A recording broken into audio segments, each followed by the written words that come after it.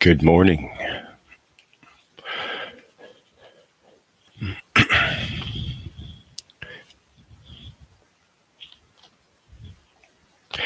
Some friends we have who never leave us. Some friends we have who never leave us, whom we see through all the clockwise comings and goings of our life. The hills that do not move, the roads that cannot stray, the pools too deep to dry, the homes too old to die. These friends we love indeed, yet always being there and being always the same. They pass into ourselves, and they are loved at peace. Some friends we have who always leave us, who arrive but to depart. The bloom each April on the cherry, and the crocus rooted in the grass.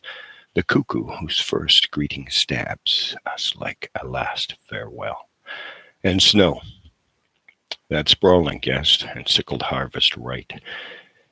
These visitors we greet, not with ease joy extended to the hill, the road, the pool, the home that stay throughout the year, but with the frozen warmth, the pain and pleasure merged, with which we mutely grasp the well-loved hand of one who comes but once a year to bid us farewell.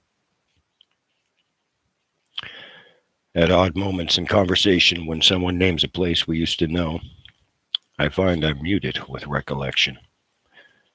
It is many years now since we used to go to those places.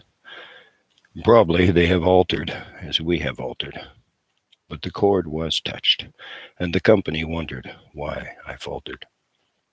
How could they, strangers, know that I clutched at the name of the place? How could they guess that what I clutched was not the altered place, but the place as it used to be?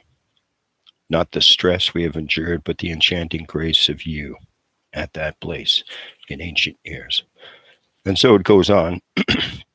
Time may change the place we used to know, and my companions change, yet I retain the memory of your face, as fresh as the day I met you, new and strange. I do not know where you are now, nor who are your companions, but often I wonder whether you're happy and brave and true, as in those ancient days yonder, and whether, in casual conversation, when someone names a place we used to know, you too are muted with recollection, although it is many years since we used to go. Sing a song for me, a simple melody, like you would sing for no one else. Sing for me a song of love and happiness, just like you would for yourself. Only one I'd never wished for you and myself. We could join and share our loneliness, and then it would all turn out so well. We could make all forever memories and love each other till the final curtain fell. Now folds the day in solitude and sleep, and distant places hidden on high hills once more assume their immemorial yoke of silence, which the insects of the noon had ravished with low drone among the leaves, in haunts which neither I nor any soul has traversed or shall traverse.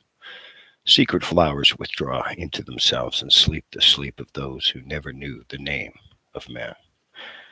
Pale is the western sky, unflecked by cloud, and in the east, night's velvet panoply slips down unheard to shroud the dying day. Outside, the lupins nod like ancient men and whisper of past noons among themselves. A late bird sets unerring course for home.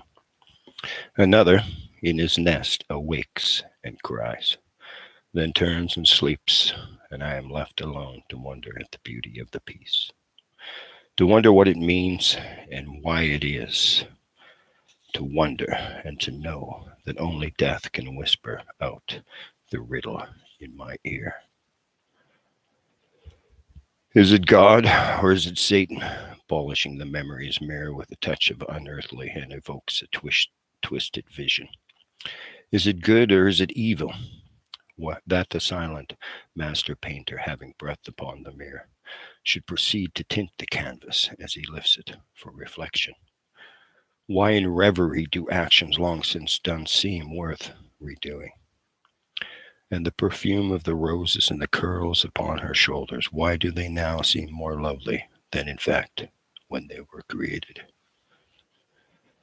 Summer mornings of our childhood, boisterous nights of early manhood, stolen kisses coy and tender, with what magic good or evil are they quietly titivated by their ever-passing seasons? Why in dreams do grown people sigh that they were then more happy than they knew or have been since? Every wise man knows that summer shines as ever once it shimmered, and that the love and life and laughter thrive and echo, and will echo, thrive, and echo in the future.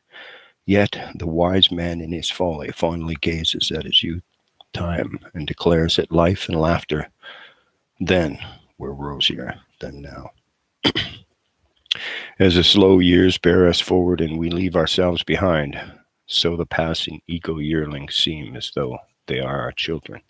And looking back upon them, back on what used to be, we experience not self pity, but the tenderness of fathers for the boys that grew to manhood.